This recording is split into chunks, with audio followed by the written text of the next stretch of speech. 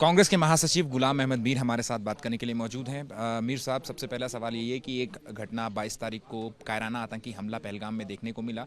आप लोगों ने सरकार का पूरा समर्थन किया है हर जगह पर, लेकिन इसके अलावा जो सवाल हैं जो कि आपकी जम्मू कश्मीर की जनता भी पूछ रही है, आप लोग वो सवाल उठा रहे हैं, क्या है वो सवाल?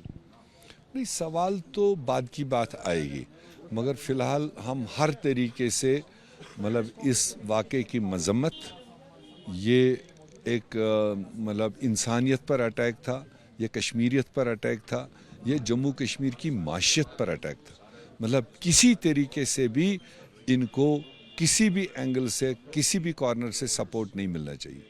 और जो एजेंडा उन्होंने दिया, हिंदू आइडेंटिफाई करके या मर्द औरत अलग करके, हमें उस एजेंडे को हराना है।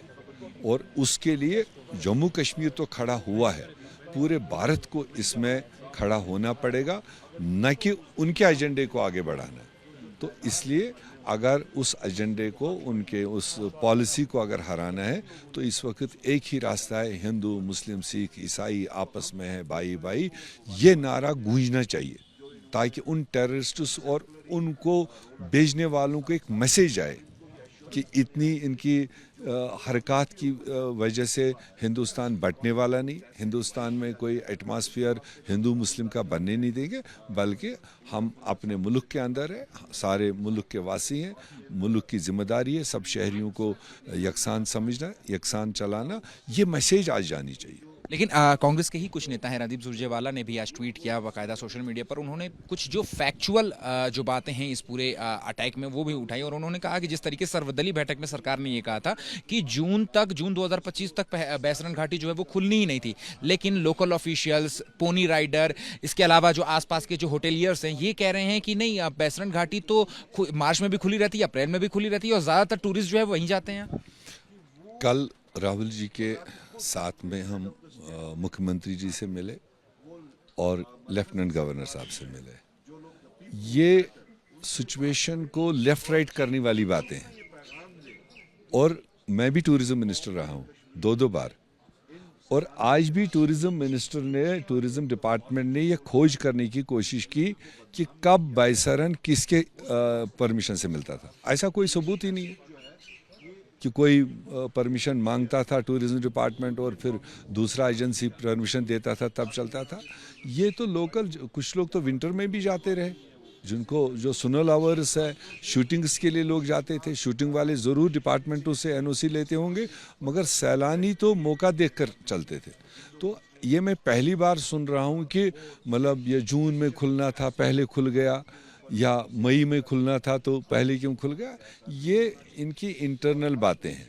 हमारी इस वक्त मोटी बात है कि हमने टेररिस्ट्स के इस एजेंडे को हराना है। सर्वदलीय बैठक में ये गलत जानकारी क्यों दी गई? किसने दी? सरकार की तरफ से ये कहा गया कि जून तक नहीं खुलना था, परमिशन टूर और मैं वही कह रहा हूँ, ये मैं इस पर टिप्पणी नहीं करूँगा। कल हम मुख्यमंत्री जी से मिले, जिनके पास इत्तेफाक से टूरिज्म डिपार्टमेंट है, मैं वो कोट कर चुका हूँ। उन्होंने कहा मैंने डिपार्टमेंट से ये पता करवाया कि मुझे बताओ बैसरन खोलने के लिए कब टूरिज्म डिपार्टमेंट, कब सुरक्षा बलों को लिख के देता था, और सुरक्षा बल जब ओके करते थे भी नहीं। तो ये तो ऑल टाइम फ्री है, तो उसमें कभी भी ना परमिशन मांगा गया तो ना परमिशन हासिल किया गया। तो इसलिए अब ये जो ब्लेम बाजी कर रहे हैं, एक महकमा दूसरे को कहेगा, दूसरे तीसरे को, आई डोंट थिंक इसका कोई रियलिटी है। क्या इसकी बात पचने लायक है कि इतने हाई सिक्योरिटी जोन, यानी 3 टायर सिक्योरिटी होती है, सीआरपीएफ, पुलिस, आर्मी की सिक्योरिटी, लेकिन उसके बावजूद जो आतंकी हैं वो आते हैं? वही ये बातें हम कुछ दिन बाद उठाने वाले हैं कि बहुत सारी सवालात है इसमें, मगर अभी हम नहीं चाहते थे कि हम किसी पर सवाल करें। अभी सिर्फ एक पॉजिटिव मैसेज यहाँ से जाए, वरना ये हकीकत है कि पहले तो 30-35 साल की टेररिज्म में कभी भी टूरिस्ट डेस्टिनेशन पर कभी नहीं हुआ। और फिर उन डेस्टिनेशंस में जो सबसे सेफेस्ट मानी जाती है, दैट इज़ पहलगाम, क्योंकि पहलगाम की टूरिस्ट डेस्टिनेशन के अलावा एक और एक्स्ट्रा ऑर्डिनरी जो इसका ये है, दैट इज़ अमरनाथ यात्रा। अमरनाथ यात्रा नेशनल प्रेस्टीज होता है, उनको सेफ सुरक्षित रखना। और 3 टायर, ये पहाड़ तक पूरे भरे रहते हैं 3 टायर सिक्योरिटी से, local police, CRP, BSF, army, और दूर दूर तक होता है। और उसके बाद जब यात्रा खत्म होती है उसका मतलब नहीं कि सारा फोर्स उठता है। एस्टेब्लिशमेंट आज भी है यहाँ पर, आर्मी भी है, सीआरपीएफ भी है, पुलिस का भी बेहतर कंटिंजेंट है, नियर बाय अश्मुकाम तक कैंप है। तो इसलिए इन सारी चीज़ों के होते हुए ये इंसिडेंट यहाँ पर हुआ, ये जनता के मन में तो सवाल खड़ा करता ही। पाकिस्तान की अगर बात करें तो वो तो अपनी हरकतों से बाज नहीं आ रहा है और जिस तरीके के प्रतिबंध भारत सरकार की ओर से लगाए थे, क्या आपको लगता है कि ये काफ़ी हैं? क्योंकि वहाँ से लोसी पे लगातार जो है अभी भी गोलीबारी और हमारी तरफ फोर्सेस भी जवाब दे रही है। स्टेप अनाउंस करना, क्योंकि इससे पहले भी बड़े बड़े वादा पठानकोट का हुआ, पुलवामा का हुआ, उड़ी का हुआ और पिछले 2 साल से तो लगातार हो रहे हैं, मगर उसके बाद तत्काल कुछ कहना, फिर उसको फॉलो न करना, फिर उसको इम्प्लीमेंट न करना, वो जनता देखेगी। आज भी जो स्टेप उठे हैं ये तो एक्सपेक्टेड था, हादसा हुआ तो कुछ स्टेप्स उठेंगे, अब उठे उसको इम्प्लीमेंट कितना होगा है? आई डोंट थिंक कि दिस इज अनफ। देश की जनता 140 करोड़ लोग चाहते हैं कि अब 12-13 साल 36 इंच वाले को 56 इंच वाले ने जो यही कहते कहते वोट लिए थे, अब तो मौका आया है, अब तो जनता को सुरक्षित कराओ। सिटअप उनको उठाना है जिससे देश को सुरक्षा मिले, जिससे जनता सेफ महसूस करे। उसके लिए तमाम पार्टीज ने इस मामले में पूरा सपोर्ट दिया, उससे ज्यादा क्या चाहिए? कोई पॉलिटिक्स नहीं। आप जम्मू कश्मीर के बड़े नेता रहे, इतने सालों से जम्मू कश्मीर की राजनीति देखते आए हैं, आपके आंगन में इस तरीके की अटैक वारदात हुई है, तो आप क्या सलाह देंगे या क्या करना चाहिए सरकार को इस वक्त, क्या स्टेप्स उठाने चाहिए? नहीं देखो, ये तो पहले भी हम तो 2 साल से लगातार कह रहे हैं।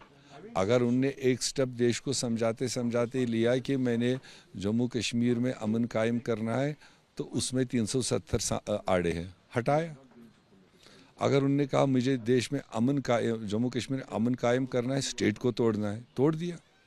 अगर उनने देश को ये कहा कि मुझे यूटी बनाने से वहाँ सपोर्ट मिलेगा, ताकत मिलेगा, तो बनाया। 7 साल से यूटी है और उसके बावजूद इतने बड़े जो हादसे हो रहे हैं, ये तो अपने आप में एक सवाल है।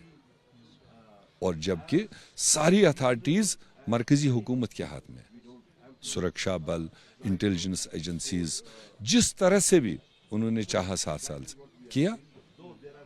और अगर इसके अलावा भी कोई स्टेप उनके जहन में आता है तो वो उठाए, मगर अल्टीमेटली पीस कायम होना चाहिए। एक आखिरी सवाल है मेरा, वोट के लिए नहीं, वोट के लिए नहीं।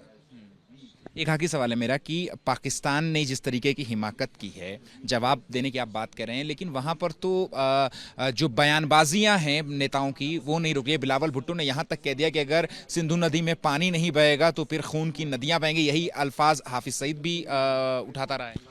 देखिए, देश ने पिछले 11-12 साल से अपनी ड्राइविंग सीट पर सो कॉल्ड मजबूत आदमी को बिठाया पूरे समर्थन के साथ, और जो ड्राइविंग सीट पर बैठा है उसके पास ये सारी चीजें हैं, इनपुट्स भी है, एक्सपुट्स भी है, फैसला लेने का सब कुछ है। हमसे तो यही हो सकता है कि we are with the nation, we are with the government for tackling this terrorism.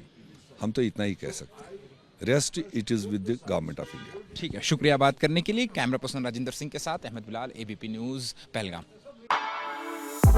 For exclusive and insightful videos, subscribe to our new channel ABP Live Premium.